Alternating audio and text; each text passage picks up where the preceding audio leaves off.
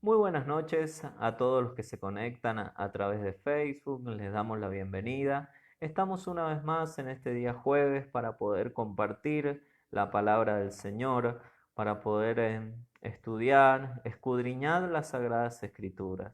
Les habla el pastor Hugo Ramini, su servidor. Yo soy pastor de la Iglesia Evangélica Filadelfia de San Juan. Y en esta noche vamos a estar estudiando la palabra de Dios y vamos a estar estudiando sobre la persona de Jesús. Y el título de este mensaje es La revelación de Jesucristo.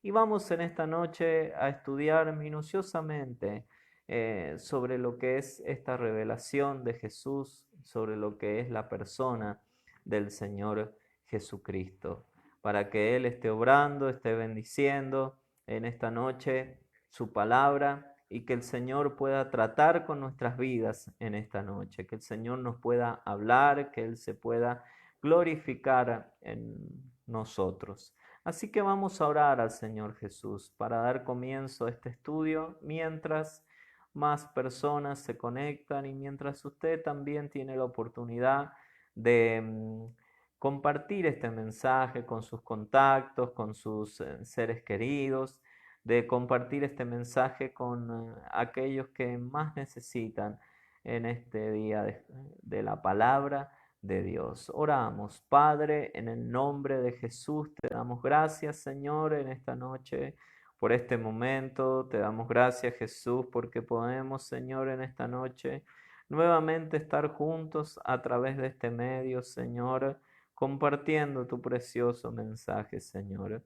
En esta noche vamos a estudiar, Señor, sobre tu persona, Dios mío, oh Jesús, y queremos, Señor amado, que cada elemento de tu persona que podamos estudiar en esta noche pueda impactarnos, Señor. Podamos salir conmovidos, tocados, Señor Jesucristo, por lo que tú eres en sí, Señor Jesús. Tú eres Dios, aleluya. Oh Señor amado, gracias, Dios mío, en el nombre de Jesús. Bendice a todos los que se han conectado y se van a conectar para escuchar este mensaje, Señor. Que en esta noche sea de bendición, Señor, para cada vida, Dios mío. Y que nadie, Señor Jesucristo, se quede, Señor, anémico, Señor, del alimento espiritual, Señor Jesús, que tú has preparado para cada vida, Señor. En el nombre de Jesucristo, que podamos conocerte más, Señor, y enamorarnos más de ti, Señor. En el nombre de Jesús oramos y entregamos este momento en tus manos. En el nombre de Jesús. Amén y amén. Amén. Y vamos a estar estudiando la palabra del Señor en esta noche. Y el título, como les comentaba, es La revelación de Jesucristo. Tiene como título este mensaje. Y un texto que en esta noche podemos leer, que encontramos en la palabra de Dios, lo vamos a leer en Hechos capítulo 1, versículo 11. En la Nueva Traducción Viviente se lo voy a leer. Usted también puede seguirlo si tiene esa traducción, o también la Reina Valera 1960 puede hacerlo allí. Hechos 1:11 dice: Hombres de Galilea, les dijeron, ¿por qué están aquí parados mirando al cielo? Jesús fue tomado de entre ustedes y llevado al cielo, pero un día volverá del cielo de la misma manera en que lo vieron irse. Los discípulos del Señor estaban presenciando la ascensión del Señor Jesucristo. Después de que Jesús dejara la promesa del Espíritu Santo, les hablara de lo que ellos debían realizar, de la tarea que tenían encomendada y que recibieran específicamente la instrucción de quedarse en Jerusalén, dice la palabra de Dios en el contexto del pasaje que hemos leído, que Jesucristo después de esto fue alzado y una nube ocultó a Jesús de los ojos de los discípulos. Entonces, esto que provocó que Jesús fuese ocultado de los ojos de los discípulos, llevó a que los discípulos miraran con asombro el cielo, seguramente buscando a Jesús y buscando dónde estaría Jesús en ese momento. No querían perderse detalle de su ascensión.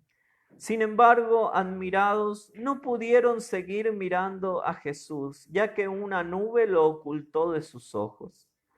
Pero estos ángeles que se encontraban allí también presenciando la ascensión, les dijeron: hombres de Galilea, ¿por qué están aquí parados mirando el cielo? Este mismo Jesús que fue tomado entre ustedes y llevado al cielo, un día volverá, dice, de la manera que lo vieron irse. Y podemos tomar este pasaje como una promesa hecha por los ángeles de una futura aparición, de una futura revelación de Jesús. Ese Jesús que fue ocultado de los ojos de los discípulos por esa nube que lo tapó, hoy en día nuevamente se está revelando. Y se está revelando de una manera diferente a como muchos conocían al Señor Jesucristo. Mientras más se acerca el tiempo de la venida de Jesús, vamos encontrando una revelación del Señor Jesucristo que no habíamos tenido hasta el momento.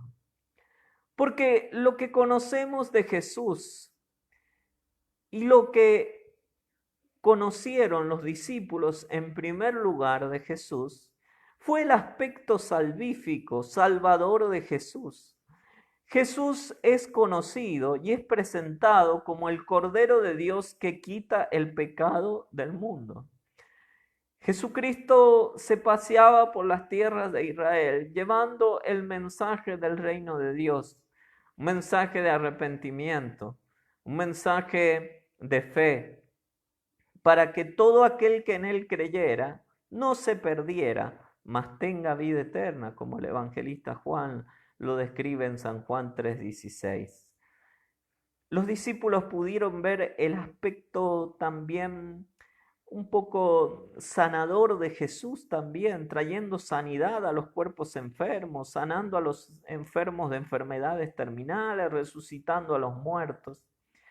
Pero después de la transfiguración, donde ellos tienen una revelación diferente de Jesús, donde ven a un Jesús al cual las vestiduras les resplandecen, al cual el rostro les resplandece también, y ven a Jesús conversando con Moisés y con Elías, comienzan a ver de a poco un aspecto diferente de Jesús.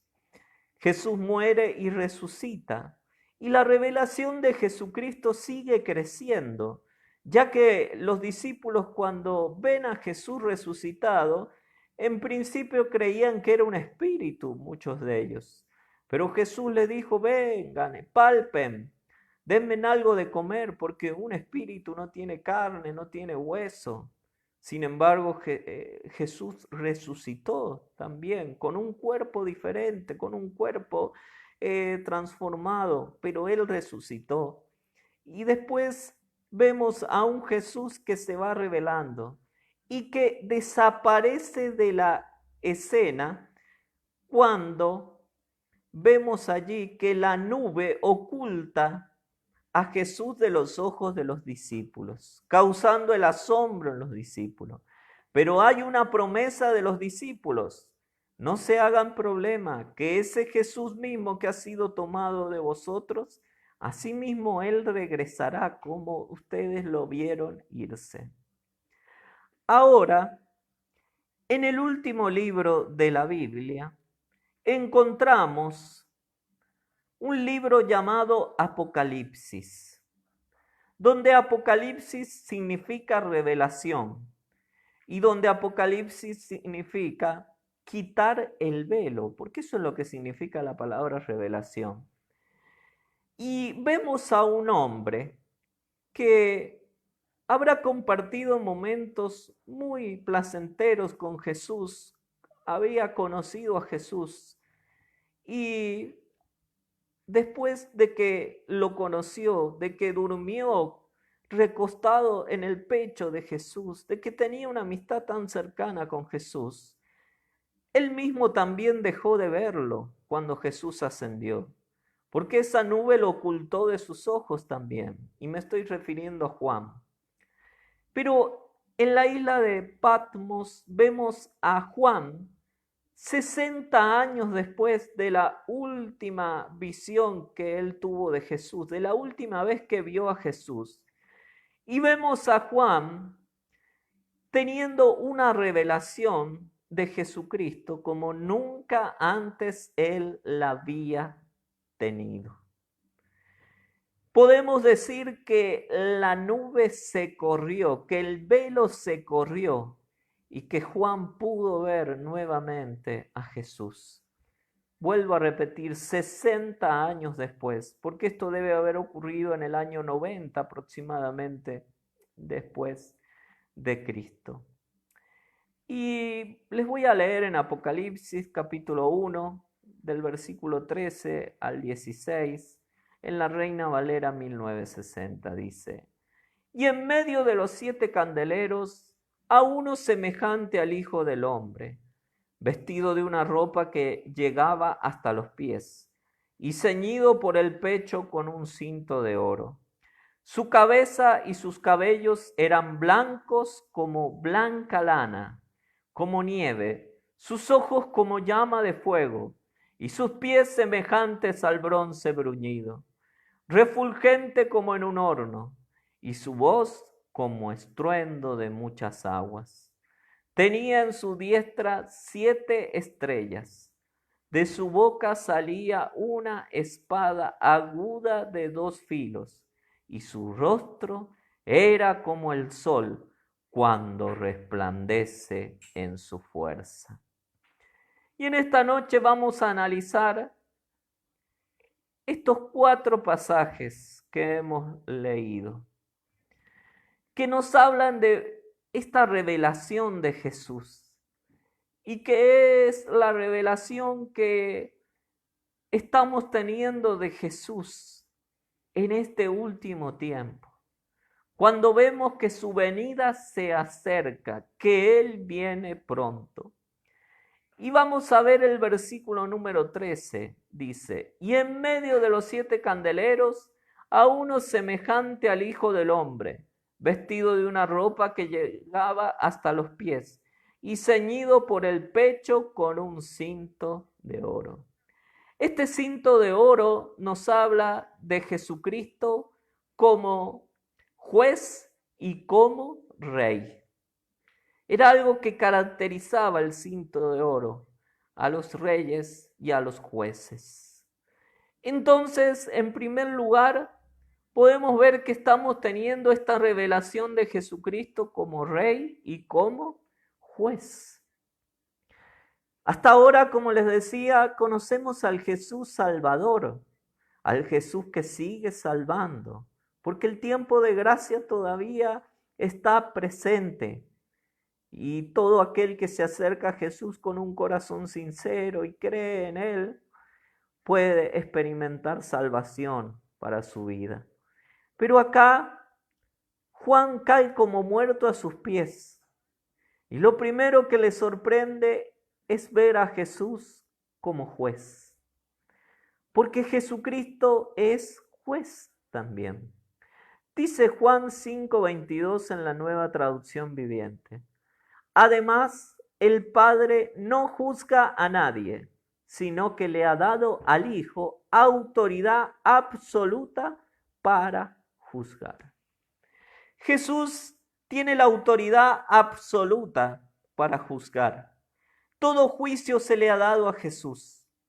Jesucristo es el protagonista del tribunal de Cristo en el cielo.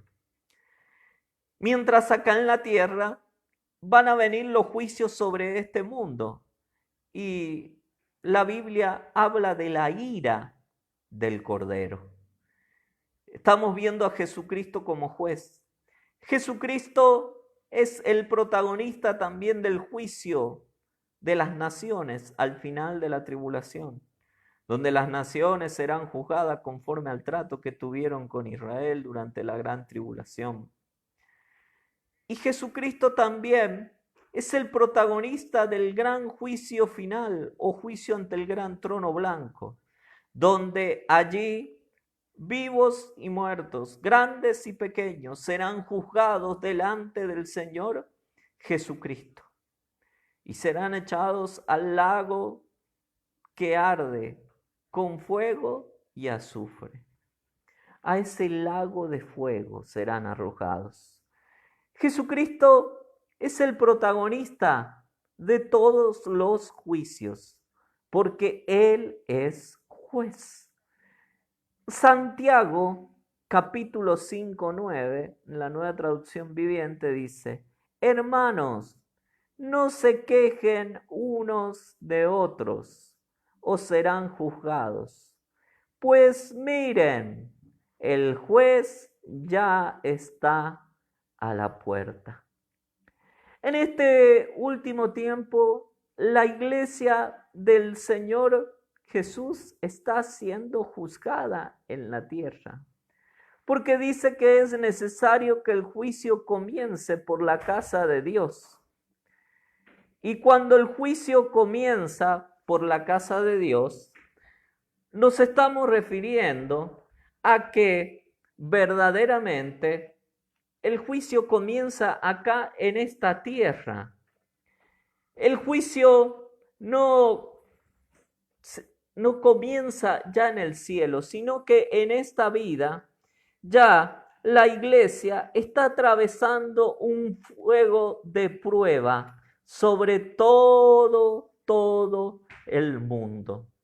Por eso el apóstol Pedro podía decir en una de sus cartas: no se sorprendan por el fuego de prueba que ha de venir sobre el mundo entero, como si cosa extraña sucediese. Y si usted sigue leyendo, dice: ya que el juicio es necesario que comience por la casa de Dios. Y si el justo con dificultad se salva, dice, ¿dónde quedará el impío? Entonces habla de que a medida que el último tiempo va avanzando, la iglesia está experimentando un juicio de Dios permitido por Dios.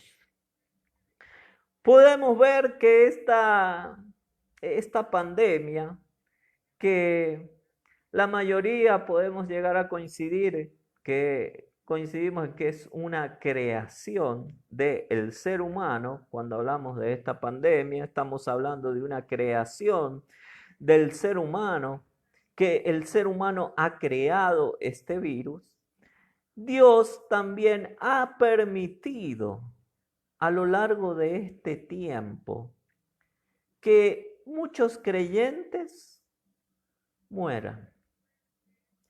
Cuando tal vez al principio de la pandemia muchos anunciaban de que los creyentes no podían morir ante este virus. Sin embargo, hay muchos creyentes que han muerto, muchos creyentes que han partido con el Señor y otros tantos que seguramente no partieron con el Señor Jesucristo. Pero esto ha sucedido, ha ocurrido. Y esto habla de que el juez está a la puerta. Jesús está a la puerta. Esa versión de Jesucristo, ese aspecto de Jesús como juez, lo estamos viendo. Y también el Señor ha permitido que la iglesia sea juzgada de muchas maneras, sacando a la luz las intenciones de los corazones también y muchas otras cosas. Pero de lo que no debemos tener dudas es que el juez está a la puerta. Jesucristo, Él perdona, pero Él también tiene la tarea de juzgar. Por eso dice, hermanos, no se quejen unos de otros o serán juzgados. Pues miren, el juez ya está a la puerta. Jesucristo ya está a la puerta. El que va a juzgar todas las cosas ya está a la puerta. Romanos 14, 10 al 12 dice, pero tú, ¿por qué juzgas a tu hermano? O tú también, ¿por qué menosprecias a tu hermano? Porque todos compareceremos ante el tribunal de Cristo. Porque escrito está, vivo yo, dice el Señor, que ante mí se doblará toda rodilla y toda lengua confesará a Dios, de manera que cada uno de nosotros dará a Dios cuenta de sí. Cada persona, cada creyente, está hablando del tribunal de Cristo, dará cuenta a Dios por sí mismo. Cada persona, muchos teólogos opinan que esto es un juicio a nivel público que ocurrirá, que todos verán. Seremos juzgados, daremos cuenta de sí mismos. Y dice que ante el Señor se doblará toda rodilla y toda lengua confesará a Dios. Todos doblarán sus rodillas ante Jesús, quieran o no. Por eso la Biblia habla de esto. ¿Por qué juzgas a tu hermano? ¿O por qué menosprecias a tu hermano? Porque todos compareceremos ante el tribunal de Cristo. ¿Hay menosprecio en mi vida hacia mis hermanos en Cristo? La Biblia dice que debemos amar sin fingimiento, pero ¿cómo es nuestro amor? ¿Es de palabra solamente? ¿Amamos de palabra? ¿El cristianismo se ha transformado en un amor de palabra solamente? Pero ¿dónde están los hechos? ¿Dónde está el fruto del amor que nos lleva a actuar? Todos vamos a comparecer ante el tribunal de Cristo y daremos cuenta de sí mismo al Señor. Entonces, en primer lugar, vemos que Juan cayó muerto ante Jesús porque conoció uno de los aspectos, que era el aspecto de juez, y que siguió desarrollando a lo largo del libro de Apocalipsis. En Lucas 1, 32 y 33 vemos acá otro aspecto que en el mismo pasaje, en el mismo versículo 13 encontramos, que les nombraba al principio, que era conocer a Jesucristo como Rey. Lucas 1, 32 y 33 en la traducción en lenguaje actual dice, este niño llegará a ser muy importante y lo llamarán Hijo del Dios Altísimo. Dios lo hará Rey, como hizo con su antepasado David. Gobernará a la nación de Israel para siempre, y su reinado no terminará nunca. María ya recibió esta revelación de Jesús, y esta revelación decía que Jesús iba a llegar a ser rey, que iba a ocupar el trono de David y que iba a gobernar a la nación de Israel para siempre y su reinado no terminará nunca. Y este momento está por llegar. Jesucristo va a ser coronado como rey. Vamos a presenciar esa coronación de Jesús en el cielo. Él será coronado como rey, como el Rey de Reyes y Señor de Señores, para después de 7 años venir y establecer su reino milenial, desde Jerusalén, sobre el trono de David, gobernando sobre todo Israel y hacia el mundo también.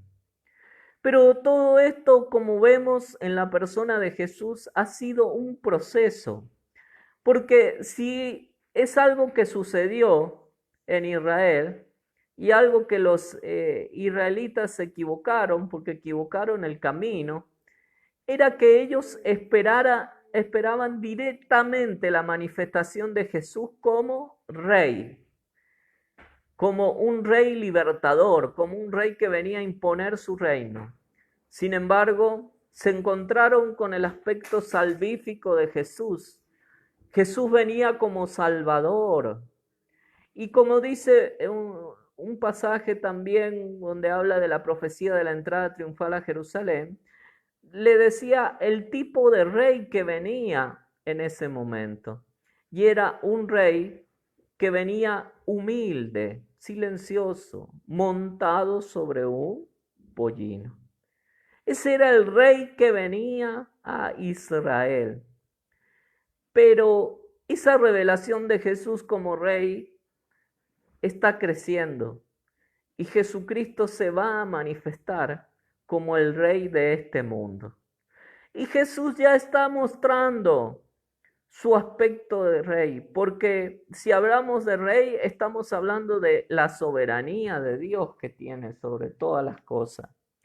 Y esa soberanía de Dios la vemos manifestada en este tiempo, en un mundo que ha enloquecido, que ha perdido el control de toda situación, el control sanitario, el control económico, el control en todos los aspectos, que no sabe cómo seguir gobernando.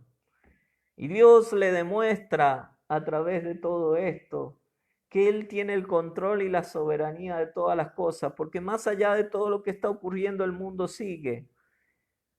Seguimos con vida, el mundo sigue corriendo, los días siguen avanzando, los meses, los años.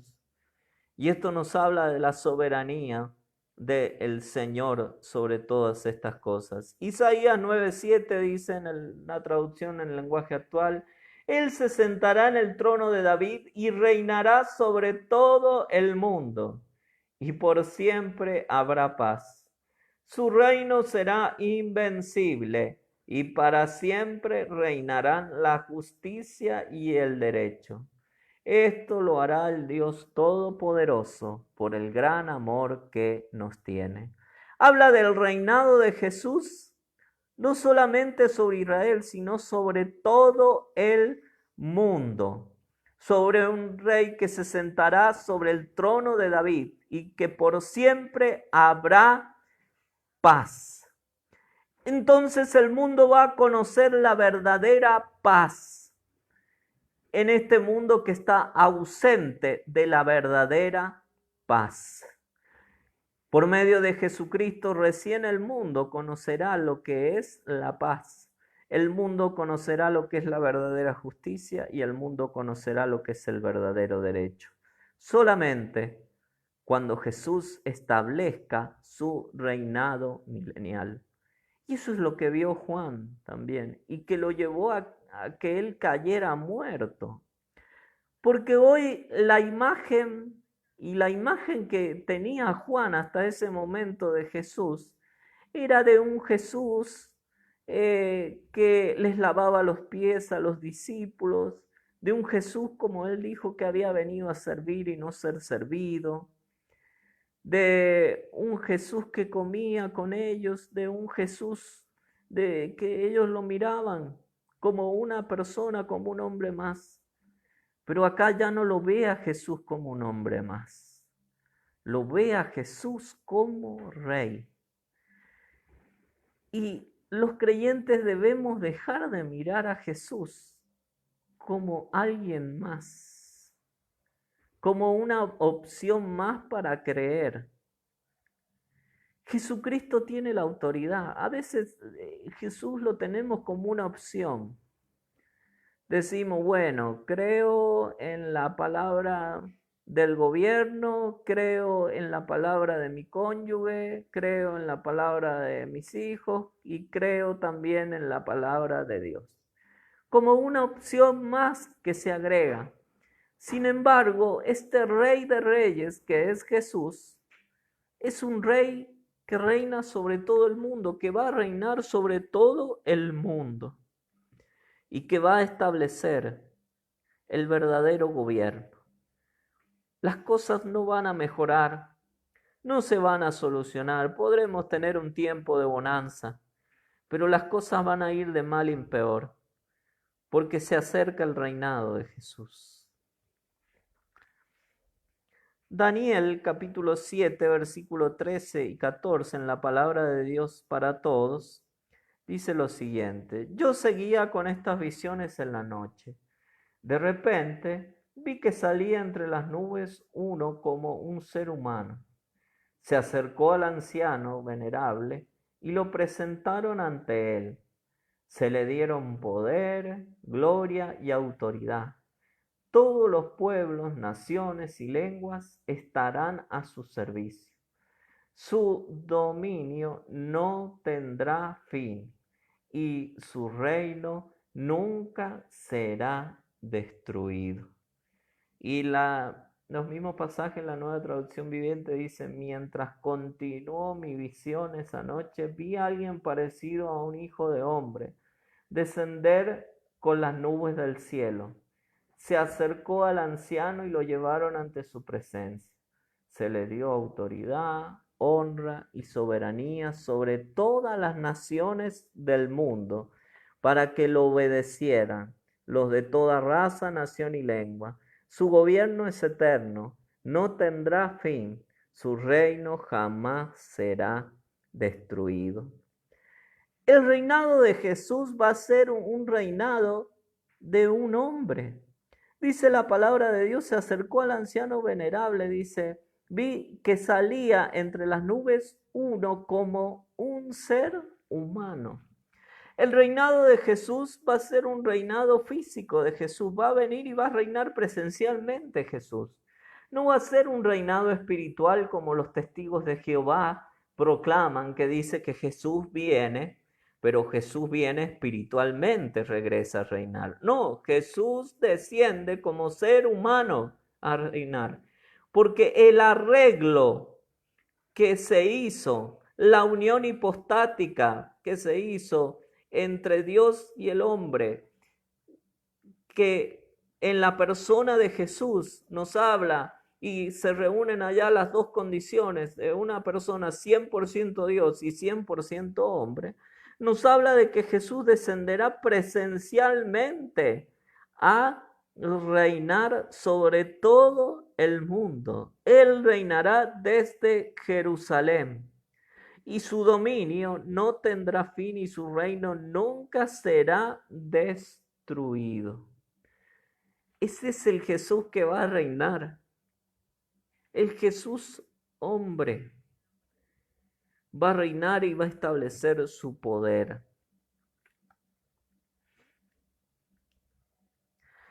Ahora seguimos analizando, estamos viendo de que Jesús se revela como rey, se revela como juez. Y el versículo 14 nos habla de otro aspecto de Jesús. Dice: su cabeza y sus cabellos eran blancos como blanca lana, como nieve, sus ojos como llama de fuego. Entonces acá nos habla de algo muy importante y nos habla de la eternidad de Jesús. Porque Juan había conocido al hombre de 30 años, al hombre de 33 años, un hombre joven que había desarrollado su ministerio. Pero en cambio acá, él ve a Jesucristo y ve sus cabellos blancos como blanca lana, como nieve, dice que ve los cabellos de Jesús. Esto nos habla, como les decía, de la eternidad de Jesús. Nos habla de la experiencia de Jesús. Y Daniel 7:9 describe esto también. Dice en la Nueva Traducción Viviente: observé mientras colocaban unos tronos en su lugar y el anciano se sentó a juzgar. Su ropa era blanca como la nieve, su cabello se parecía a la lana más pura. Se sentó sobre un trono ardiente con ruedas en llamas. Habla de la eternidad de Jesús, de que Jesús siempre fue. Y dice la Escritura, cuando vamos a Juan 8:58, que esto es algo que les dolía a los religiosos de la época y que les costó aceptar. Dice la Nueva Traducción Viviente en Juan 8:58. Jesús contestó, les digo la verdad, aún antes de que Abraham naciera, yo soy. Jesús se proclamó como una persona más antigua aún que Abraham. Y cuando hablamos de Abraham, estamos hablando de el padre de la fe. Entonces se volvieron locos los religiosos porque dijeron, tú no tienes ni 50 años, dice el contexto de los pasajes, y nos has dicho que has visto a Abraham, tú. Y Jesús les dijo, antes que Abraham fuese, yo soy. No hay una persona más experimentada en la vida que Jesús. No hay nadie que sea más experimentado que el Señor Jesucristo. No hay hombre en esta vida, no hay hombre en ninguna iglesia que pueda alegar tener más experiencia que Jesús. Hoy pensaba y analizaba esto. Muchos dicen tener experiencia, estoy hablando de creyentes, porque son personas, hombres o mujeres casadas y con hijos. Y eso los faculta para un poco tener más experiencia o tener más chapa que otros, que personas que son solteras o personas más jóvenes. Y en la iglesia se ha medido por mucho tiempo de esa manera. Sin embargo, si analizamos la persona de Jesucristo hombre, porque el que está diciendo esto, no solamente es el Jesucristo Dios, sino también el Jesucristo hombre. Tenemos que hablar de que lo está diciendo una persona que no es casada, que lo está diciendo una persona, un hombre como Jesús, que debe haber tenido un poco más de 30 años de edad. Y una persona que no tenía, entre comillas, la experiencia de estos fariseos, de estos religiosos de la época. Pero sin embargo, ese mismo Jesús les dijo, yo soy, antes que Abraham. Y ese mismo Jesús les enseñó a estos religiosos sobre el matrimonio, les enseñó también sobre lo que era el divorcio y les enseñó cuestiones sobre familia. Y él nunca formó un hogar.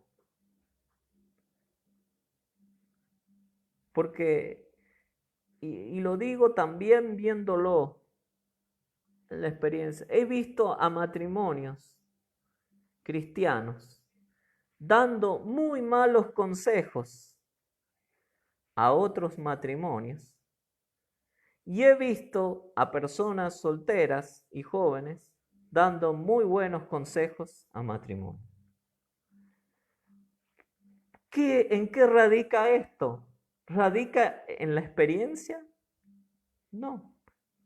Radica en Jesús. Radica en Jesucristo. Él es la persona experimentada y esa persona vive en nosotros por medio del Espíritu Santo de Dios. Entonces cualquier persona que Dios quiera usar está facultada. ¿Para qué? Para aconsejar, para enseñar. No se trata de la experiencia, se trata de quién llama. Y si Dios quiere usar nuestra experiencia en su favor, la va a usar. Pero Jesús no va a ser el arma primordial, porque nosotros a veces ponemos la experiencia como el arma primordial de todo. Y no, las armas de nuestra milicia son poderosas en Dios para la destrucción de fortalezas. Y el arma más poderosa que tenemos es la vida del Hijo de Dios en nosotros. Evangelio según San Juan, capítulo 1, del versículo 1 al 4, dice, en la Nueva Traducción Viviente, Cristo, la palabra eterna. En el principio la palabra ya existía. La palabra estaba con Dios y la palabra era Dios. El que es la palabra existía en el principio con Dios.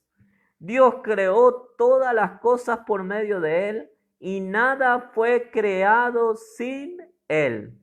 La palabra le dio vida a todo lo creado y su vida trajo luz a todos. En el principio, está hablando de antes de todo, ya existía. Antes del principio hay una existencia y es la existencia del Hijo de Dios, de Jesús, que es el verbo de Dios, la palabra de Dios hecha carne, que existía en el principio con Dios, dice, y Dios creó todas las cosas por medio de él y nada fue creado sin él.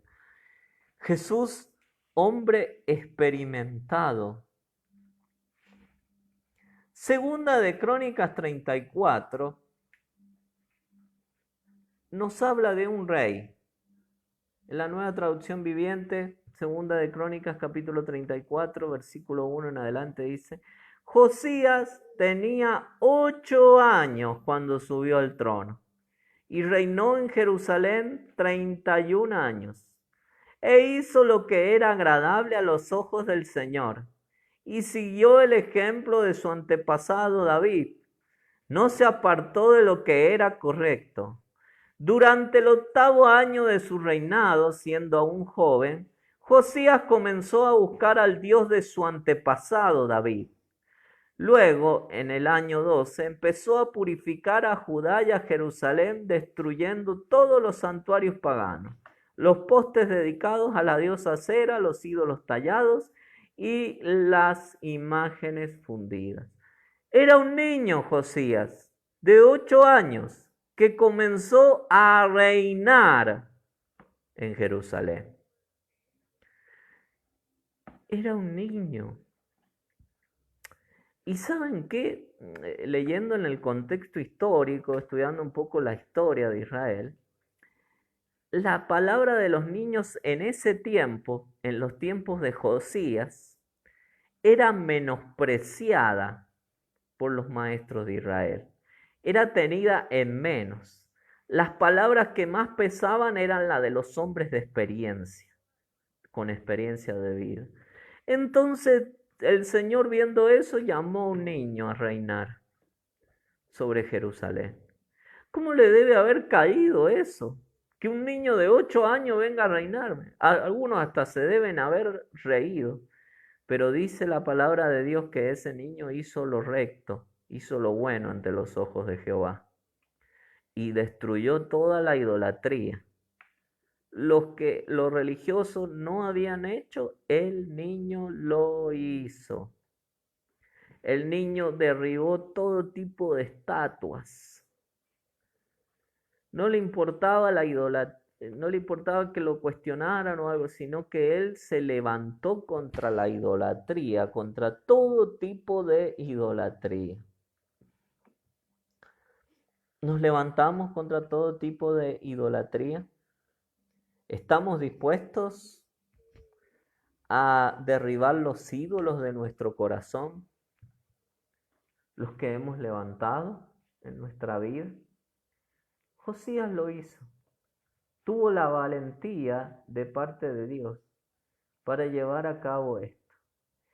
Y la Escritura también, cuando hablamos de los últimos tiempos, dice la palabra de Dios, pasaje que hemos conocido mucho, hemos leído, Hechos capítulo 2, versículo 16, dice: mas esto es lo dicho por el profeta Joel. En los postreros días, dice Dios, derramaré de mi espíritu sobre toda carne. Y vuestros hijos y vuestras hijas profetizarán. Vuestros jóvenes verán visiones y vuestros ancianos soñarán sueños. Y de cierto sobre mis siervos y sobre mis siervas en aquellos días derramaré de mi espíritu y profetizarán. Y daré prodigios arriba en el cielo y señales abajo en la tierra, sangre y fuego y vapor de humo. El sol se convertirá en tinieblas y la luna en sangre, antes que venga el día del Señor grande y manifiesto. Y todo aquel que invocare el nombre del Señor será salvo. Y apunta el derramamiento del Espíritu Santo a ser derramado sobre toda carne, dice, sobre toda persona. Y hace en el versículo 17 una enumeración de las edades. Habla de vuestros hijos y vuestras hijas, refiriéndose a los niños. Habla de los jóvenes que verían visiones. Y habla de los ancianos, los adultos de la tercera edad. Y en el versículo 18 hace una distinción de sexo y dice que el Espíritu Santo vendría sobre los siervos y sobre las siervas en aquellos días. Sobre mis siervos y sobre mis siervas. Derramaré de mi espíritu en aquellos días y profetizarán. Hace una distinción de todo esto, Dios. El Espíritu Santo vendría sobre los niños también, sobre todos, sobre hombres y mujeres también, dando a entender que lo importante es el Señor y que la persona de experiencia es el Señor. Y que el Señor puede hacer un hombre o una mujer de experiencia o puede hacer de experiencia a un niño, un joven, un anciano. El Señor lo puede hacer. No importa. No importa la edad, no importa el sexo, no importa. El Señor lo hace. Lucas 2:47 y al 49, la Nueva Traducción Viviente, dice: todos los que lo oían quedaban asombrados de su entendimiento y de su respuesta. Sus padres no sabían qué pensar. Hijo, ¿por qué nos has hecho esto?, le dijo su madre. Tu padre y yo hemos estado desesperados buscándote por todas partes. Pero, ¿por qué tuvieron que buscarme?, les preguntó. ¿No sabían que tengo que estar en la casa de mi padre? Ellos veían un niño, un adolescente de 12 años, físicamente veían ante sus ojos. Pero ese niño era el niño más experimentado de la historia, porque ese niño era el creador de todas las cosas. Y ese Jesús es el que vio Juan. Tuvo una revelación más grande de Jesús, porque dejó de ver a ese Jesús, al Jesús de un poco más de 30 años, para ver a un Jesús anciano, experimentado, con sus cabellos como la blanca lana. ¿Qué vemos nosotros? ¿A qué Jesús estamos viendo nosotros? Si nosotros vemos solamente a ese Jesús Salvador, al Cordero que vino un día, lo vemos solamente a Él y despreciamos a los otros aspectos de Jesús, la nueva revelación del Señor Jesucristo, estamos como María. Por poco no nos vamos a enojar con Jesús. Cuando Jesús nos llame la atención nos vamos a enojar. Porque nosotros creemos que Jesús está obligado a actuar siempre como el cordero, como un cordero que fue llevado al matadero sin hablar, sin emitir palabra alguna, sin defenderse, ni nada por el estilo. Pero el Jesús que vio Juan fue un Jesús, el Jesús experimentado, pudo profundizar en la revelación de Jesús. Nosotros estamos profundizando en la revelación de Jesús. ¿Qué Jesús estamos viendo? A veces nos alegramos cuando escuchamos del Jesús Salvador, del Jesús amoroso, del Jesús que nos perdona y nos brilla la mirada y nos sonreímos todos. Y cuando profundizamos con el Jesús, cuando hablamos del Jesús que regresa, del Jesús juez, del Jesús el Rey, de este Jesús experimentado, ya nuestra visión cambia y por poco no nos queremos ir de la reunión, no queremos abandonar la reunión porque no resistimos a escuchar ya de ese Jesús. Pero es el mismo. Recuerden lo que los ángeles dijeron. Este mismo, acuérdense que este mismo que están viendo es el mismo que regresa. No es que Jesús ha cambiado, Jesús se está revelando. Hay una revelación más grande de Jesús, porque Jesús no viene a buscar niños espirituales. Jesús no viene a buscar carnales para llevarlos al cielo. Jesús viene a buscar creyentes espirituales. Jesús no viene a buscar un hombre natural que está siempre hay que estar dándole leche espiritual, doctrinas básicas, esto.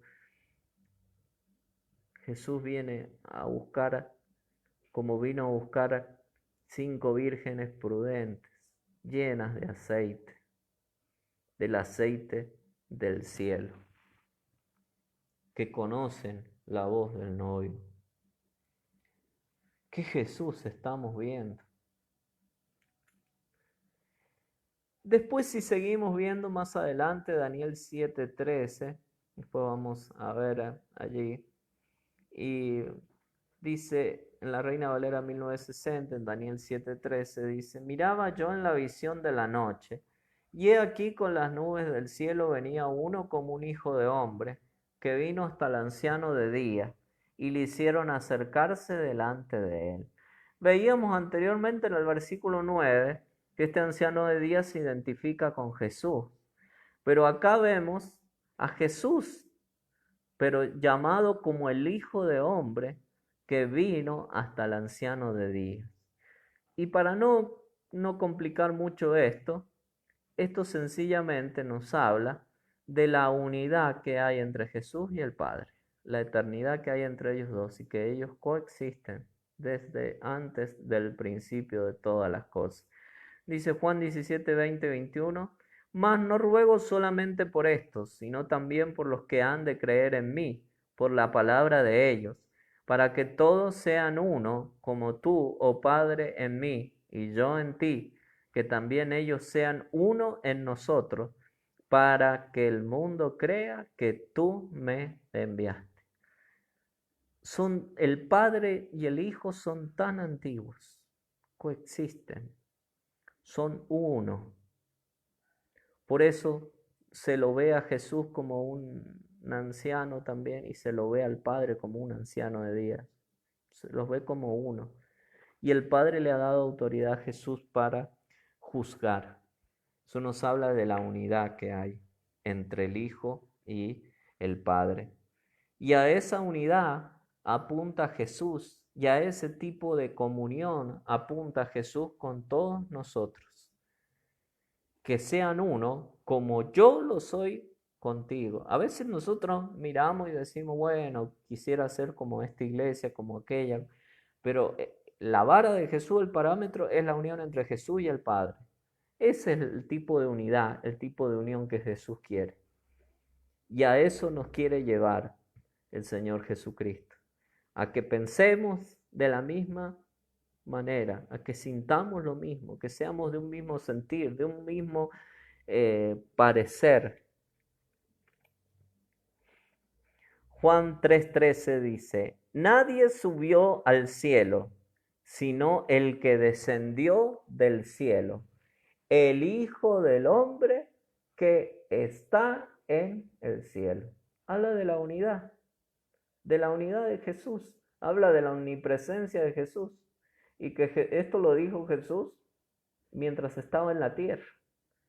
Nadie subió al cielo, sino el que descendió del cielo, el Hijo del Hombre que está en el cielo.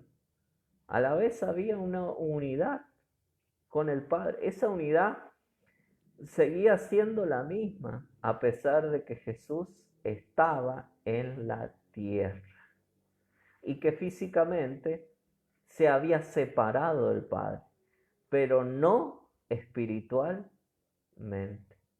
Esto nos habla de este tipo de unidad a la que apunta Dios. Y es la unidad espiritual que nos puede mantener distanciados físicamente, pero unidos espiritualmente. Esto tira por tierra el concepto de creer que nosotros podemos crear la unidad y que por el hecho de estar juntos estamos unidos. No es así, podemos estar separados y estar unidos espiritualmente. Sentir lo mismo, experimentar lo mismo, porque es una unidad espiritual la que se crea. Y por supuesto, la unidad espiritual nos lleva a querer estar juntos, pero aún esa unidad espiritual, si no estamos cerca físicamente, esa unidad espiritual es persistente. A diferencia de cualquier otro tipo de unidad que la distancia puede llegar a destruir o puede llegar a separar, esta unidad persiste. Es la unidad espiritual. Si vamos al versículo 15, vamos a ver otro aspecto de Jesús que tiene que ver con su voz, con su palabra. Y sus pies semejantes al bronce bruñido, refulgente como en un horno, y su voz como estruendo de muchas aguas.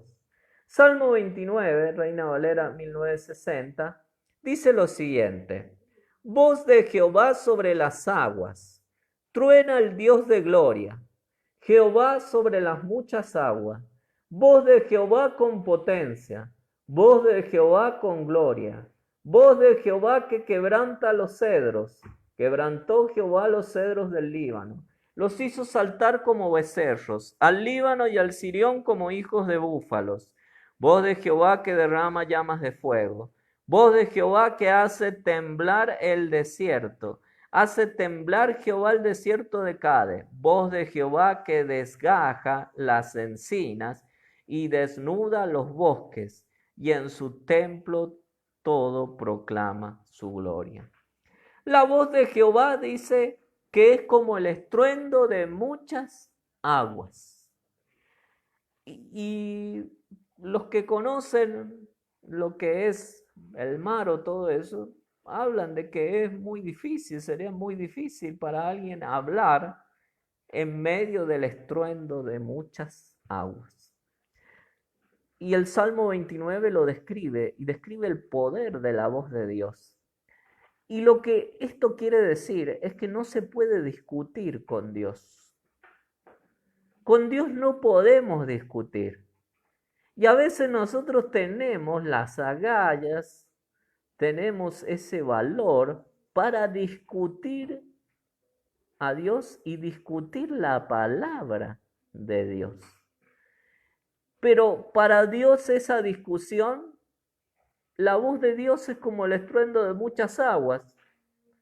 Es querer pronunciar algo en medio del estruendo de muchas aguas. No se puede discutir con el Señor. La palabra de Dios no es para discutir. La voz de Dios no es para discutir con Él. De ninguna manera. Y a veces nosotros nos levantamos y tú puedes decir, no, pero yo qué voy a discutir con Dios. Pero si tú discutes con tu líder o con tus líderes, con los que te enseñan una sana doctrina y te pones a discutir porque quieres hacer valer tu opinión y no la opinión de Dios, que es la que se te está enseñando, estás discutiendo con Dios, estás contendiendo con Dios. Y el Señor en un momento se cansó. En Génesis 6 dice, no contenderá mi espíritu para siempre con el hombre, porque él es carne, es polvo, y acortó su vida. Es algo que a Dios no le agrada, que discutamos. Siempre recuerdo el testimonio en una iglesia, un testimonio en una iglesia de Europa, donde un anciano se levantó y comenzó a discutirle al pastor. Y le empezó a discutir esto, aquello, cuestionar enseñanza, discutir. Y dice que, di cuenta el testimonio, que el anciano cayó muerto en esa reunión. Porque no se puede discutir con Dios. Y no estoy diciendo que el pastor sea Dios, porque no es así, lo sabemos. El pastor puede equivocarse, pero es un representante de Dios. Y a veces nosotros discutimos y queremos discutir, pero no es así. La voz de Dios como el estruendo de muchas aguas. Ezequiel 1:24 dice en la Reina Valera en 1960. Y oí el sonido de sus alas cuando andaba, como sonido de muchas aguas, como la voz del Omnipotente, como ruido de muchedumbre, como el ruido de un ejército. Cuando se paraba, bajaban sus alas.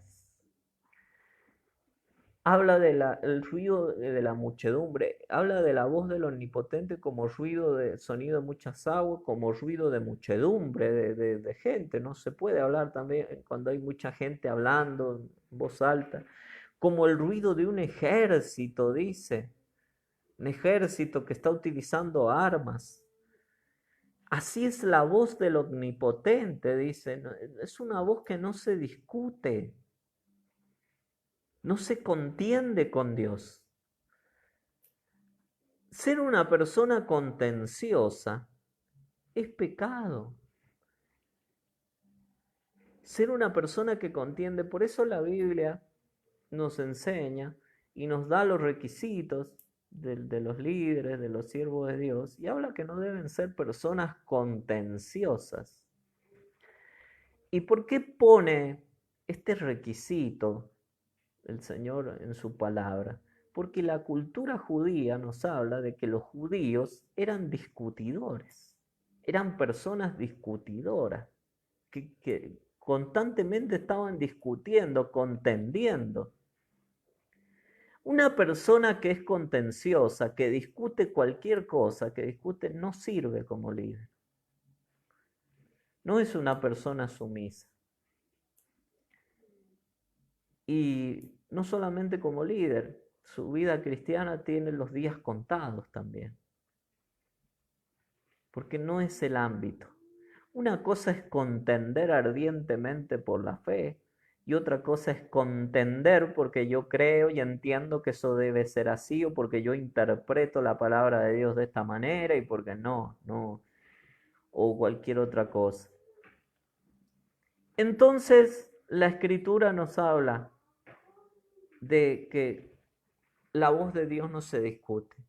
Y qué diferente es la revelación que tenía Juan de Jesús, porque cuando hablan las profecías de ese Jesús que iba a estar, dice que habla de un Jesús que no iba a levantar su voz.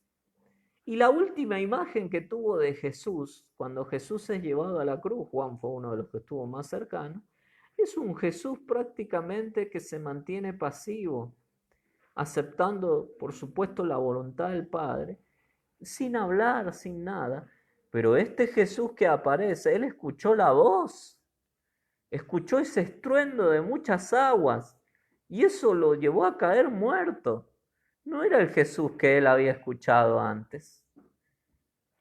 Era un Jesús glorificado que se le apareció a él. La voz de Dios, mientras más se acerque ese día, vamos escuchando más cercana la voz de Dios. Y esto nos habla acá que es como el estruendo de muchas aguas. Job experimentó eso. Job 38, versículo 1 dice, Dios le respondió a Job desde la tormenta. ¿Quién eres tú para dudar de mi sabiduría si solo tonterías has dicho? Vamos a ver qué tan valiente eres. Ahora yo voy a hablar y tú me vas a escuchar. Si de veras sabes tanto, dime dónde estabas cuando puse las bases de la tierra. Dice que desde la tormenta Dios le habló a Job. Imagínense una tormenta, lluvia, viento, trueno, relámpagos, rayos. Desde ahí habló. ¿Qué es lo que iba a poder contestar Job? ¿Qué iba a contestar Job? No podía contestar absolutamente nada. Dios se le puso firme a Job. Y le dijo, ¿quién eres tú para dudar de mi sabiduría, Job? ¿Quién te crees que eres? Si solo tonterías has dicho. Qué fuerte esta expresión. Solo tonterías has dicho. Y era Job, el hombre más justo de la tierra en ese entonces. Vamos a ver qué tan valiente eres, dice. Ahora yo voy a hablar y tú me vas a escuchar. Y después Job 40 dice, otra vez traducción al lenguaje actual a partir del versículo 6, pero Dios le respondió a Job desde la tempestad y le dijo, vamos a ver qué tan valiente eres. Ahora voy a hablar y tú me vas a escuchar. ¿Tienes que acusarme de injusto para probar que eres inocente? ¿Acaso tu voz y tu poder se comparan a los míos? Si es así, demuéstralo. No controles tu enojo. Humilla a los orgullosos. Otra vez Dios dice desde la tempestad, ya desde algo que Job ya no podía ni siquiera emitir un sonido. Pero Dios lo vuelve a desafiar a Job. Porque Job había contendido con Dios y quería justificarse delante de Dios. Y usted se pone a pensar, pero el hombre que más sufrió, porque después de Jesús en la Escritura vemos la vida de Job como el que mayor sufrió, el que mayor sufrimiento experimentó en la Escritura. Debe tener una autoridad Job para... No tenía autoridad Job para contender con Dios. Y era después del Señor Jesucristo el hombre que más había sufrido, pero no tenía derecho a contender con Dios.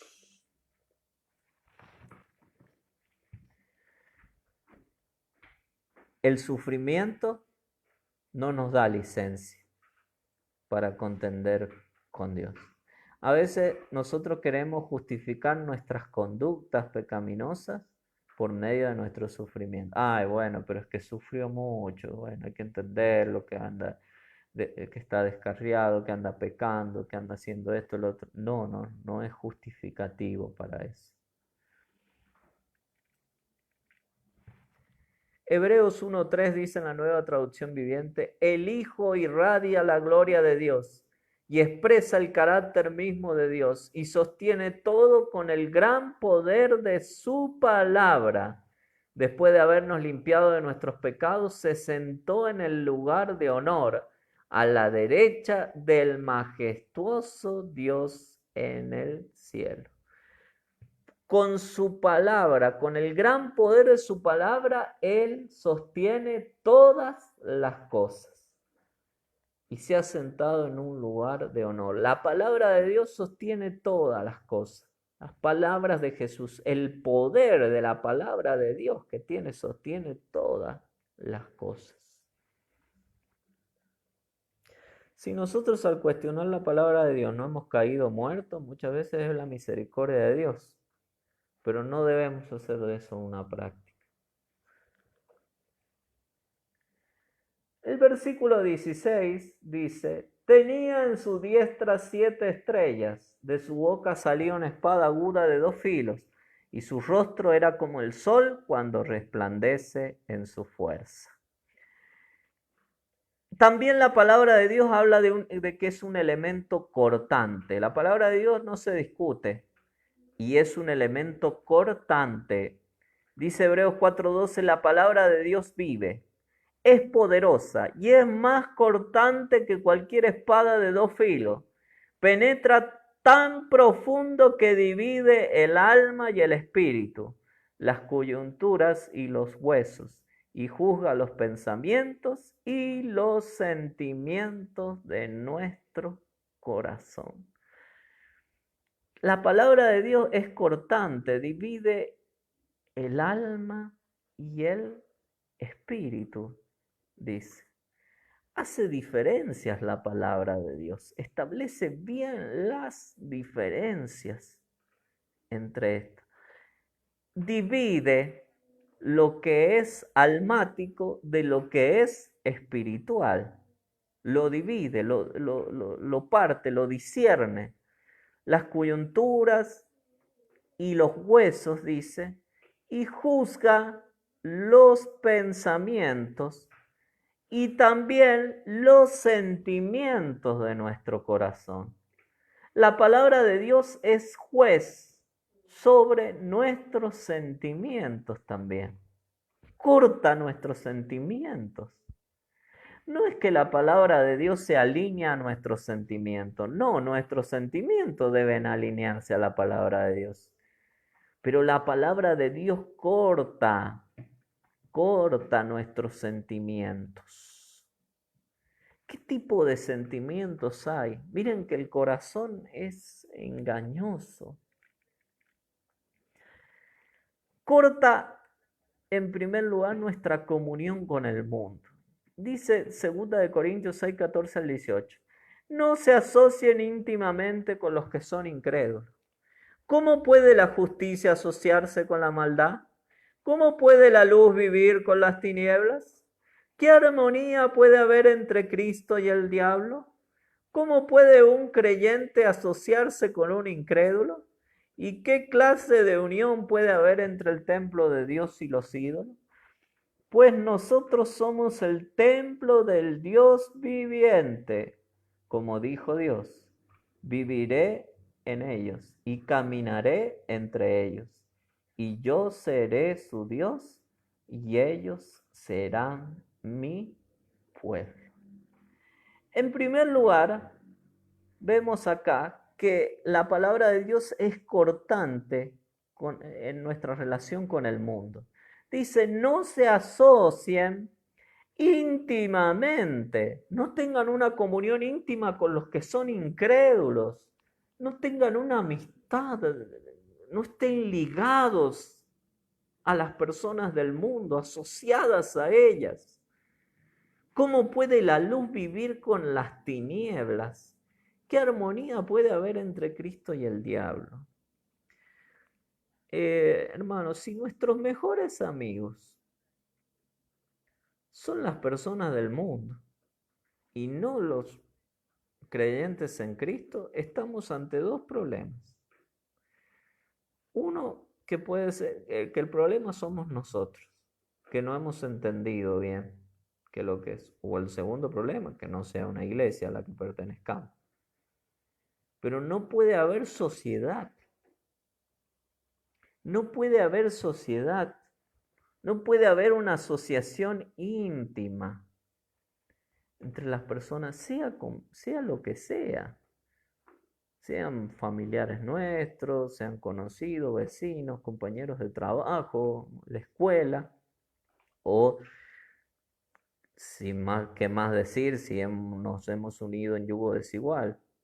Si tú siendo creyente estás de novio con un inconverso, de novia con un inconverso, con una inconversa, ni hablar de eso. Eso está muy mal. Entonces la Biblia nos habla que la palabra de Dios es cortante. Ellos serán mi pueblo, dice, por lo tanto salgan de entre los incrédulos y apártense de ellos, dice el Señor.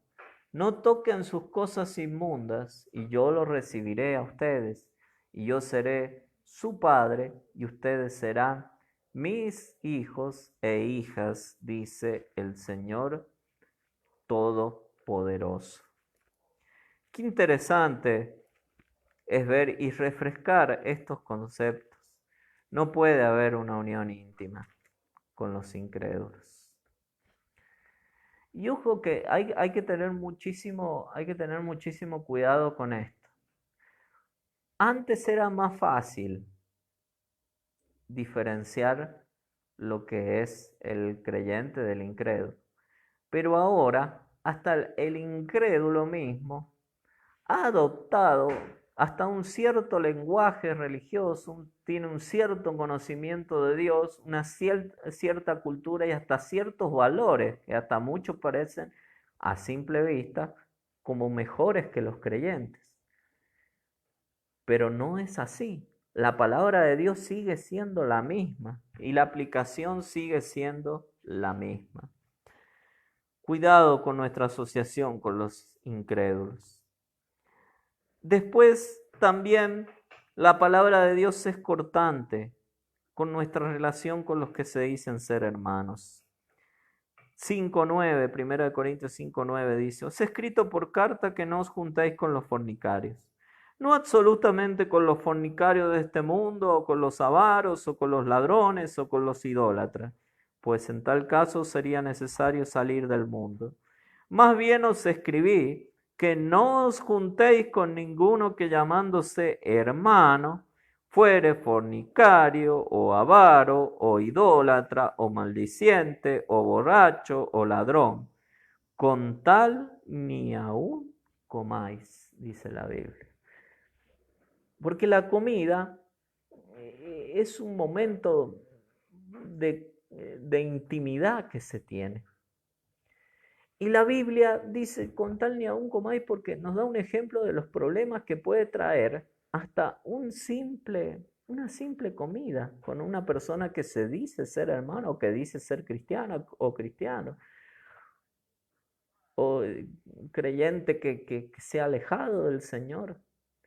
Y yo sigo teniendo una relación íntima con él, sea quien sea. Vuelvo a repetir, lo mismo rige para él, sea mi vecino, sea mi compañero de trabajo, sea mi cónyuge, sea mi hijo, mi hija. Obviamente se plantea, es difícil la situación, pero realmente debo tener en cuenta estos parámetros. Y debo tener en cuenta que aunque sea mi cónyuge o aunque sea mi hijo, hay algo que no va a poder existir y es una unión espiritual con ellos. Y si yo sigo asociándome íntimamente con ellos, va a pasar que yo mismo puedo caer. Yo mismo, no va a pasar que yo mismo, si no es por la misericordia de Dios, voy a caer. Porque yo no me puedo congraciar, por más que yo ame mucho a esa persona, yo no me puedo congraciar con su pecado. Y es algo que como creyente debemos entender, hermanos, esto es el cristianismo. Allá se convierten al Señor en el Medio Oriente y los hijos son expulsados y son los que se han convertido de la casa. Y ellos están dispuestos a ser expulsados por amor a Cristo y a morir por amor al Señor. Si es el cónyuge, es expulsado de la casa si se ha convertido al Señor o así. Y están dispuestos a morir por el Señor. Y acá no estamos dispuestos a hacerlo. No estamos dispuestos a pagar el precio. No solamente que los recibimos en nuestro hogar, que recibimos a los que se dicen ser hermanos, sino que los acobijamos, sino que los abrazamos, sino que nos congraciamos con ellos. No solamente los recibimos, sino que estamos congraciados con ellos, unidos, y hasta disfrutamos más a veces con ellos que con la iglesia o con creyentes de verdad. Está mal eso. Está muy mal. Y debemos cambiar. Debemos madurar como creyentes. Debemos ser verdaderos creyentes. La palabra de Dios también es cortante en nuestras relaciones familiares. Dice Mateo 10, 34 y 36, no crean que vine a traer paz a la tierra, no vine a traer paz sino espada. He venido a poner a un hombre contra su padre, a una hija contra su madre y a una nuera contra su suegra. Sus enemigos estarán dentro de su propia casa. Los enemigos de Jesús, si nosotros estamos en Cristo, van a ser nuestros enemigos también. Y una cosa es que amemos a nuestros enemigos, que oremos por ellos, como dice la Biblia, debemos amar, orar, pero no tener comunión con ellos. Pero esto es simple. Cuando un creyente se convierte y entrega todo al Señor y se enamora de Jesús, esto se produce. Automáticamente se produce una división en el hogar. Ahora, si no hay una conversión verdadera en nosotros, no se va a producir esto. Vamos a seguir asociados íntimamente. No vamos a estar dispuestos a pagar el precio. Esto es lo que vino a traer Jesús. Le digo, yo no vengo a traer paz, yo no vengo a crear un mundo de paz. Jesús vino a traer paz al corazón. Y la paz de Jesús nos va a separar de aquel que no tiene la paz de Cristo. Esto es así. Y esta es la revelación que vio Juan. Y también es cortante en la palabra, en Apocalipsis 19:15 dice, la Nueva Traducción Viviente, de su boca salía una espada afilada para derribar las naciones. Él las gobernará con vara de hierro y desatará el furor de la ira de Dios, el Todopoderoso, como él dice, el furor de la ira de Dios, el Todopoderoso como el jugo que corre del lagar. La palabra de Dios, esa espada afilada, es para derribar también a las naciones. Porque la palabra de Dios o es aceptada o es rechazada por las naciones. Y una nación que rechaza la palabra de Dios es una nación que va en desgracia, que va a ser derribada. Como lamentablemente está ocurriendo con nuestra nación. Gobiernos que han rechazado la palabra de Dios, que han aprobado el aborto, que son codescendientes con esto, y bueno, son naciones que van a ser derribadas, no nos asombremos. Y esto es lo que Jesús viene a hacer también cuando establezca su reinado. Una sola palabra de Jesús va a derribar las naciones. Y también la última característica que podemos ver de Apocalipsis dice, y su rostro era como el sol cuando resplandece en su fuerza. Malaquías 4:2 dice, traducción en lenguaje actual, para ustedes que me respetan, la justicia brillará como el sol y les traerá mi salvación. Entonces ustedes saltarán de alegría, como saltan los terrenos cuando salen del establo. ¿Qué dice acá? Que la justicia brillará como el sol y les traerá mi salvación. Entonces habla de Jesús, como en otro pasaje, en otra traducción, como el sol de justicia. Sin embargo, para ustedes que temen mi nombre, dice la Nueva Traducción Viviente, se levantará el sol de justicia. Jesús se levanta como el sol de justicia. Isaías 42:6 en la Nueva Traducción Viviente dice, yo el Señor te he llamado para manifestar mi justicia. Te tomaré de la mano y te protegeré. Y te daré a mi pueblo, los israelitas, como símbolo de mi pacto con ellos. Y será una luz para guiar a las naciones, dice. Otra vez habla de la luz. Ese sol de justicia irradiará una luz para guiar a las naciones. Isaías 49:6 dice, él dice, harás algo más que devolverme al pueblo de Israel. Yo te daré luz para los gentiles y llevarás mi salvación a los confines de la tierra. Ese sol de justicia irradia una luz para guiar a las naciones, para guiar a los gentiles. Y también Lucas 1:78 dice en la Nueva Traducción Viviente: gracias a la tierna misericordia de Dios, la luz matinal del cielo está a punto de brillar entre nosotros. Y dice Lucas 2:32, Él es una luz para revelar a Dios a las naciones, y es la gloria de tu pueblo Israel. Esto nos habla simplemente de algo.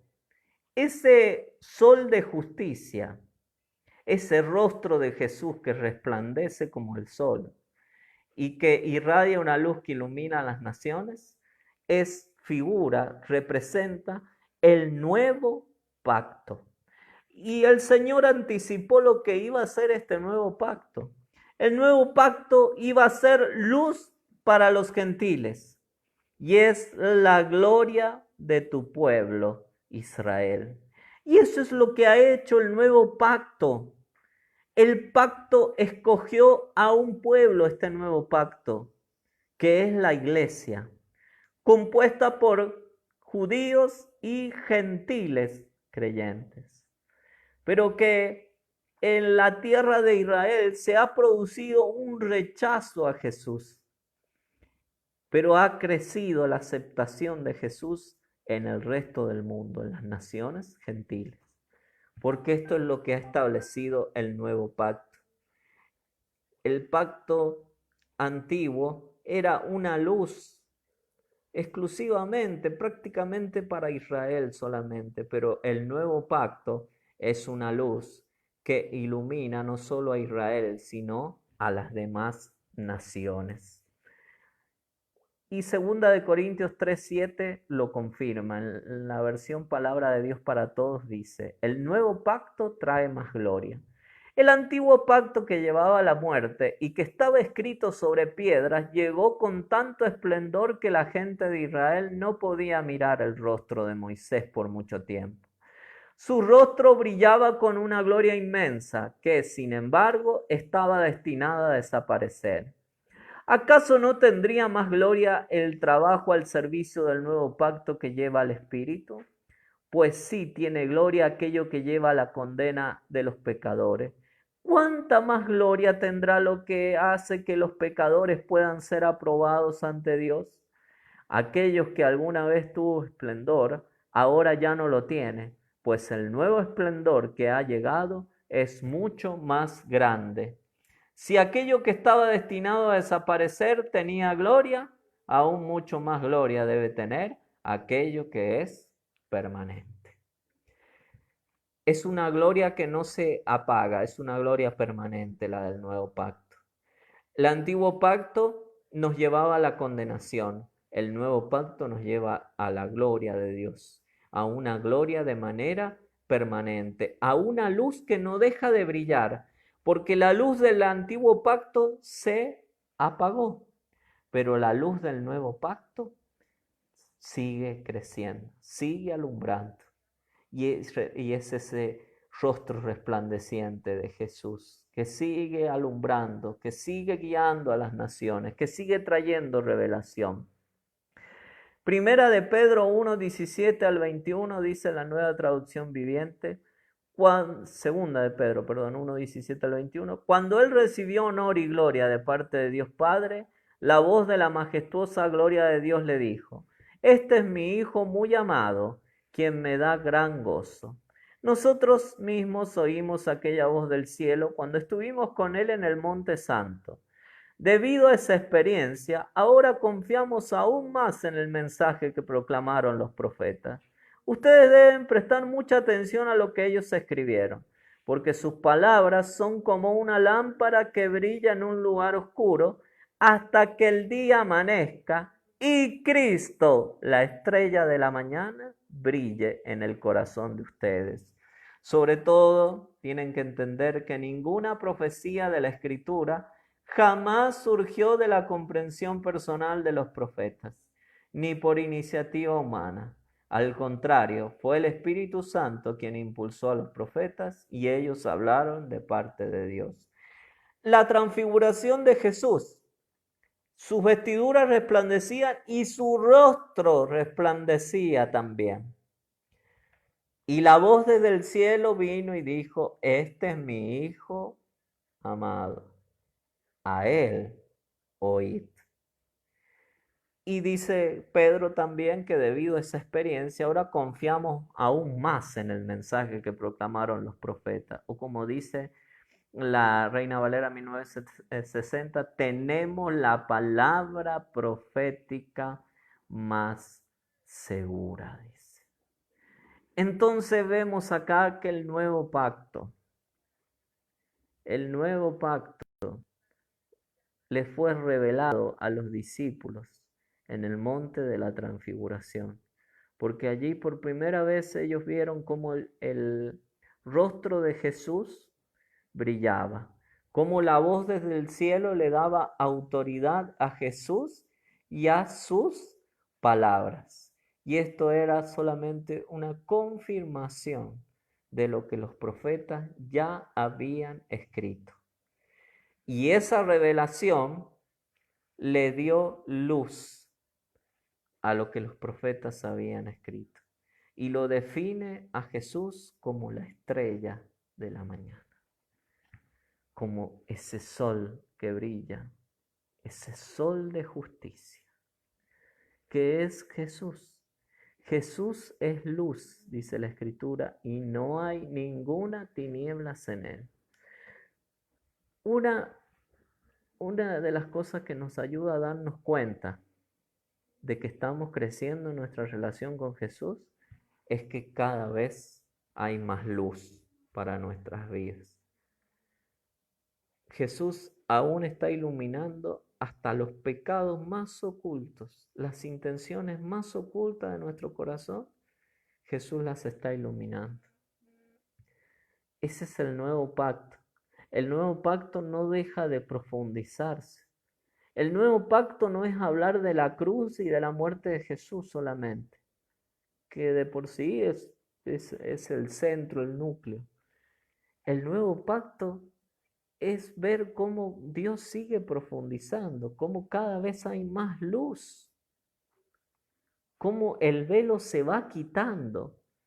Entonces el nuevo pacto nos lleva a conocer cada vez más a Jesús. Y cuando conocemos a Jesús,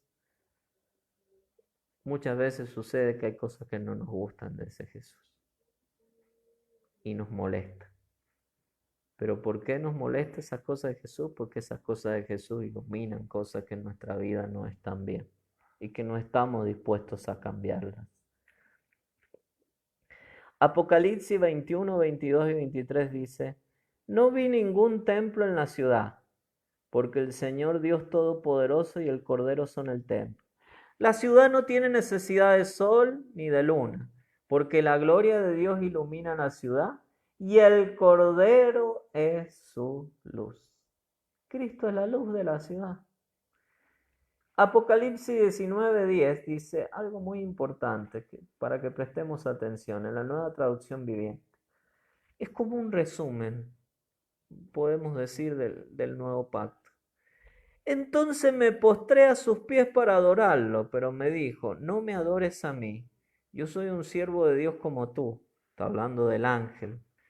Y tus hermanos que dan testimonio de su fe en Jesús. Adora únicamente a Dios, porque la esencia de la profecía es dar un claro testimonio de Jesús. La esencia de la palabra profética más segura no es darse a conocer con un fin en sí mismo, sino la esencia de la profecía. O sea, para lo que la profecía fue escrita, establecida, es para llevar y dar un claro testimonio de Jesús. no se trata solamente de hablar de Jesús. No se trata solamente de nombrar a Jesús. No se trata solamente de dar citas bíblicas por dar citas bíblicas solamente que lleven el nombre de Jesús sin que las entendamos. La profecía es dar un claro testimonio de Jesús. La palabra de Dios, al ser expuesta y explicada, no debe tener grises, debe ser clara. Y lo que la palabra de Dios apunta es a dar un claro testimonio de Jesús. ¿Damos un claro testimonio de Jesús cuando predicamos? ¿O elegimos qué es lo que queremos decir de Jesús? Porque tal vez queremos decir las cosas de Jesús que no ofendan a las personas. Queremos hablar de la gracia de Jesús, del favor, del perdón solamente, y no hablar de las otras cosas que pueden llegar a ofender a las personas, pero que pueden llevar a esas personas a un arrepentimiento y a tener una fe sincera en Jesús. La esencia de la profecía no solamente es predicar por predicar, es dar un claro testimonio de Jesús. Por más que ese claro testimonio moleste, debemos dar un claro testimonio de Jesús, de quién es Jesús, aun si ese testimonio nos molesta a nosotros. Mateo 13:51 al 52, el último pasaje que leo, dice, Dios en la versión Dios habla hoy, lo nuevo y lo viejo, dice. Jesús preguntó, ¿entienden ustedes todo esto? Es una pregunta que Jesús nos hace en esta noche. ¿Entienden ustedes todo esto? ¿Entendemos todo esto? Sí, contestaron ellos. Entonces Jesús les dijo, cuando un maestro de la ley se instruye acerca del reino de los cielos, se parece al dueño de una casa, que de lo que tiene guardado sabe sacar cosas nuevas y cosas viejas. ¿Qué explicación tiene esto? Un maestro de la ley, un verdadero maestro de la ley, es aquel que conoce en profundidad o que conocía en profundidad la ley de Moisés. Pero que aparte de conocer la ley de Moisés, la ley del antiguo pacto, está dispuesto a aprender las verdades del reino de Dios que Dios nos trae ahora. Para ser un buen maestro de la palabra de Dios, debemos tener en cuenta estas dos cosas, o para más precisamente, porque es la esencia de la profecía, para dar un claro testimonio de Jesús, debemos tener en cuenta esto. Debemos estar dispuestos a enseñar lo que conocemos ya de Jesús, sus características personales más conocidas, y dispuesto a aprender más de Jesús y a conocer más de lo que Jesús hoy en día nos revela. Si queremos dar un testimonio claro de Jesús, debemos estar dispuestos a esas dos cosas. Pero a veces nos quedamos en la primera. Estamos dispuestos a enseñar lo que conocemos, pero no estamos dispuestos a aprender y mucho menos a enseñar lo nuevo que Jesús nos revela a través de su Espíritu Santo. Debemos estar dispuestos a sacar cosas nuevas y cosas viejas. Ese es un buen maestro. Ese es alguien que da claro testimonio de Jesús. Es alguien que trae una verdadera revelación de Jesucristo. Que en esta noche la nube pueda ser quitada de nuestras vidas y que podamos conocer a Jesús como Él se quiere revelar en esta noche.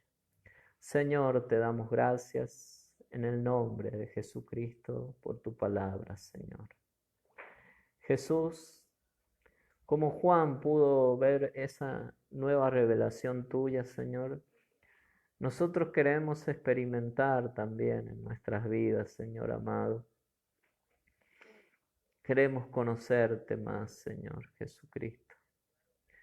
Dios mío, pasaron 60 años desde que Juan físicamente te había visto por última vez y pudo encontrarse ahora con una revelación más profunda de Jesús.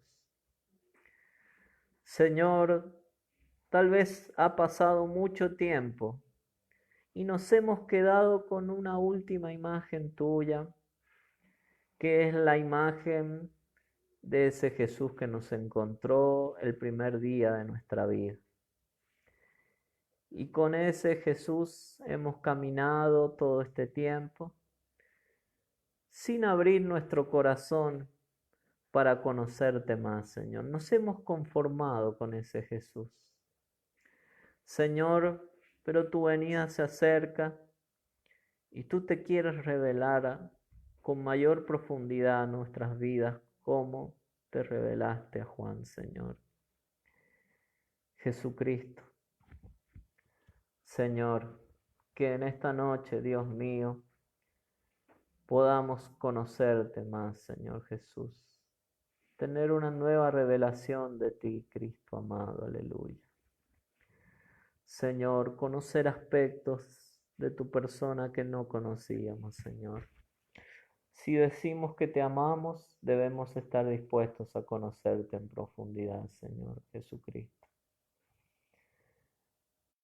Señor, ayúdanos, Jesús, en esta noche. Tu venida está pronta, Señor Jesucristo. Y tú te estás revelando y mostrando de otra manera, Señor, a nosotros. Porque es la revelación que necesitamos tuya para este tiempo, Señor. Tú te revelas y revelas diferentes aspectos de tu persona conforme al tiempo y a la necesidad de cada tiempo, Señor. Y hoy nos encontramos ante un tiempo difícil, un tiempo de angustia, y tú te estás mostrando, te estás revelando, Señor, como te revelaste a Juan, Señor. Era un tiempo de persecución, un tiempo de opresión del Imperio Romano, pero el libro de Apocalipsis fue escrito para el consuelo de los creyentes que vivían en ese tiempo. Señor, así tú traes esta revelación como Rey, como juez, Señor amado, como eterno hombre de experiencia, Señor, como la voz de muchas aguas, Señor, como la espada de doble filo, Señor, como el sol de justicia, Señor, porque es la revelación que necesitamos para este tiempo, Señor. Un tiempo donde hay oscuridad, Señor. Un tiempo, Señor, donde no hay discernimiento, Señor, donde no hay verdades absolutas, Señor, y solo verdades relativas. Necesitamos la espada cortante de doble filo, Señor. Un tiempo donde se debate, Señor, tu palabra, Señor. Necesitamos, Señor, predicar, Señor, con voz de trueno, Señor Jesucristo, como la voz, Señor, de muchedumbre, Dios mío, en el nombre de Jesús, Señor amado. Oh Cristo amado, aleluya. En un tiempo, Señor, donde se menosprecia también la juventud, Señor, y se hace énfasis en la experiencia, necesitamos predicar de un Cristo, Señor, eterno, experimentado, que es antes de todas las cosas, Señor. En un tiempo, Señor Jesucristo, aleluya. Oh Señor, en un tiempo difícil, en un tiempo donde no hay justicia, Señor amado, donde el derecho ha sido pervertido, necesitamos predicar de un Cristo juez justo, recto, Señor, que, oh Dios mío, realmente defiende el verdadero derecho, Señor. Y en un tiempo, Señor Jesús, donde hay ausencias de gobiernos honestos, Señor amado, donde hay mucha anarquía, Señor, necesitamos predicar de un Rey justo, Señor, y soberano que eres tú, Dios mío. Señor, todo se acomoda a nuestro tiempo, es la revelación para nuestro tiempo. Ayúdanos a entender todas estas cosas, Señor, a añadirlas a los que ya conocemos, Señor, sin dejar de lado que tú eres un Dios misericordioso, un Dios salvador, Señor, un Dios que nos ha dado salvación por gracia, Señor Jesucristo. Que podamos dar un claro testimonio de ti, Señor, porque es la esencia de la profecía. En el nombre de Jesús. Amén y amén. Amén. Damos gracias al Señor, a todos aquellos que se han podido conectar y damos gracias al Señor por su palabra. Y bueno, en esta noche les ha hablado el pastor Hugo Ramini, soy pastor de la Iglesia Evangélica Filadelfia, de acá de la provincia de San Juan, Argentina. Quiero invitarla a que se suscriba a nuestro canal de YouTube, donde usted puede ver allí las prédicas que grabamos en Facebook. Iglesia Filadelfia de San Juan, allí puede entrar al canal de YouTube y ver las predicaciones, los mensajes. Y también el domingo, después de las 10:30, puede conectarse también y escuchar la predicación de la palabra del Señor. Ha sido de mucha bendición esta noche y espero que también lo haya sido para usted. Así que le doy nuevamente las gracias por haber compartido estos momentos con nosotros y que el Señor los bendiga y hasta la próxima.